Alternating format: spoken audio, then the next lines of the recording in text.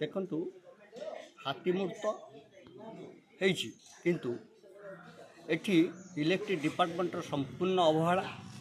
ଯେହେତୁ electric department Tata company ଯେଉଁଦିନ ଠାରୁ ଆସିଲା ସେମାନଙ୍କର ମାନେ ଭାଉ ବଢ଼ିଯାଇଛି, ପ୍ଲସ୍ ଜନସାଧାରଣଙ୍କୁ ଶୋଷଣ କରିବାରେ ଚାଲିଛନ୍ତି। ଆଉ କୌଣସି ଗରିବ ପରିବାର ଯଦି ଗୋଟିଏ ମାସର ବିଲ୍ ଦେଇନି ତାର ଲାଇନ୍ଟାକୁ କାଟି ଦେଉଛନ୍ତି।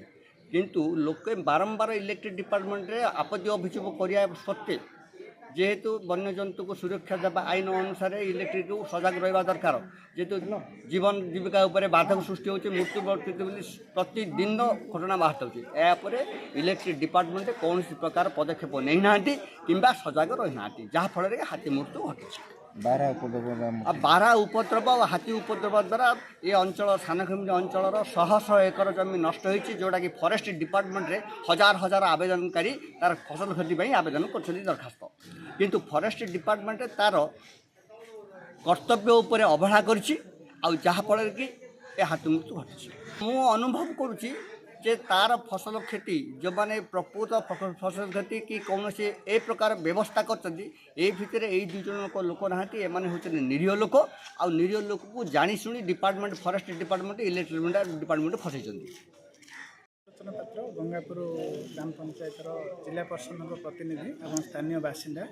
ହାତୀ ମୃତ୍ୟୁ ହେଉଛି ଆମର ଅଞ୍ଚଳରେ ଏଇଟା ଗୋଟେ ପ୍ରଥମ ଘଟଣା ଏବଂ ହାତୀ ଯେଉଁ ମୃତ୍ୟୁ ଆମେ ହାତୀ ମୃତ୍ୟୁ ଏଇଟା ଯେଉଁ ଦେଖିବା ପରେ ଗାଁରେ ବି ସମସ୍ତେ ଭୟଭୀତ ଏବଂ ଆମର ସ୍ଥାନୀୟ ଅଞ୍ଚଳକୁ ହାତୀ ପାଖାପାଖି ନିଜର ଫସଲ ନଷ୍ଟ କରିବା ପାଇଁ ବହୁତ ବାର ଆସିଲେ ବି ଆମେ ଫରେଷ୍ଟଙ୍କୁ ଅଭିଯୋଗ କରିଥିଲୁ ଏବଂ ବାରହା ହାତୀର ବହୁତ ପ୍ରଭାବ ରହୁଛି।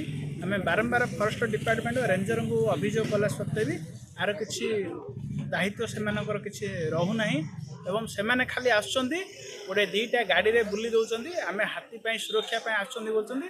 ଲୋକଙ୍କର କିଛି ଏ ଯେଉଁ ଆମେ କାଠ ଫାଟ ଏ ଯେଉଁ ସାଧାରଣ ଲୋକ ଆଣୁଛନ୍ତି ସେମାନଙ୍କର କିଛି ଚାନ୍ଦା ନେଇକିରି ସେମାନେ ଖାଲି ସେତିକିରେ ତାଙ୍କର ହେଉଛି ଅଭିପ୍ରାୟ ଥିଲା, କିନ୍ତୁ ହାତୀର କୌଣସି ସୁରକ୍ଷା ନାହିଁ କି କୌଣସି ବନ୍ୟଜନ୍ତୁର ତାଙ୍କେ ସୁରକ୍ଷା ନେବା ଉପରେ ଆମେ ଆଜି ଯାଇ ବୋଲିକିରି ଆମେ ଫରେଷ୍ଟ ଡିପାର୍ଟମେଣ୍ଟରୁ ଜାଣିନୁ।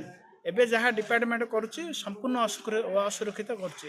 ତଳଦିନେ ବାଘ ବି ଗୋଟେ ଆତଙ୍କା ଥିଲା ଆମ ଏରିଆରେ, ଯେହେତୁ ଆମର ପୁରା ଆଦିବାସୀ ଏରିଆ, ପୁରା ଜଙ୍ଗଲ ଏରିଆ, ତେଣୁକରି ଆମେ ଆଗାମୀ ଅଧ୍ୟାୟରେ ଯଦି ଫରେଷ୍ଟ କି ଡିପାର୍ଟମେଣ୍ଟ ଯଦି ଏତିକି ସୁରକ୍ଷା ନ ଦେବେ ଆମେ ରାଜରାସ୍ତାରେ ଆମେ ଓହ୍ଲାଇବା ପାଇଁ ବି ଆମେ ନିଷ୍ପତ୍ତି ଅଞ୍ଚଳବାସୀ ଆମେ କରିଛୁ।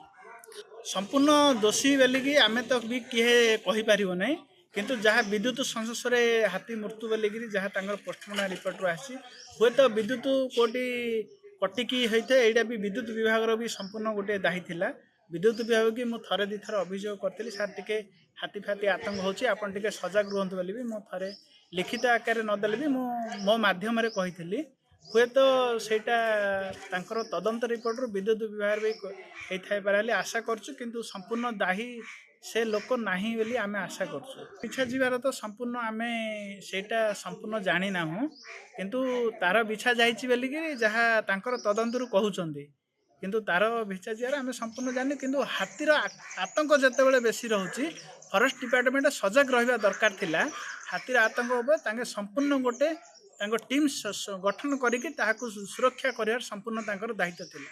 ସେତିକି ତାଙ୍କେ ଅବହେଳା ସମ୍ପୂର୍ଣ୍ଣ ଆଜି କରିଛନ୍ତି, ଯେଉଁଟାକି ଅଞ୍ଚଳବାସୀ ବି ହାତୀ ପାଇଁ ତ ଭୟଭୀତ। ହାତୀ ଆଜି ମଲା ତାକୁ ପାଇଁ ଆମେ ତାଙ୍କର ସୁରକ୍ଷା ଥିଲା, କିନ୍ତୁ ଅଞ୍ଚଳବାସୀ ବି ଆଜି ବି ଭୟଭୀତ ଅଛନ୍ତି। କାଲି ସକାଳୁ ହାତୀ ଗାଁ ପାଖକୁ ଆସୁଛନ୍ତି ବୋଲି ବି ଅଞ୍ଚଳବାସୀ ପୁରା ଭୟଭୀତ ଅଛନ୍ତି।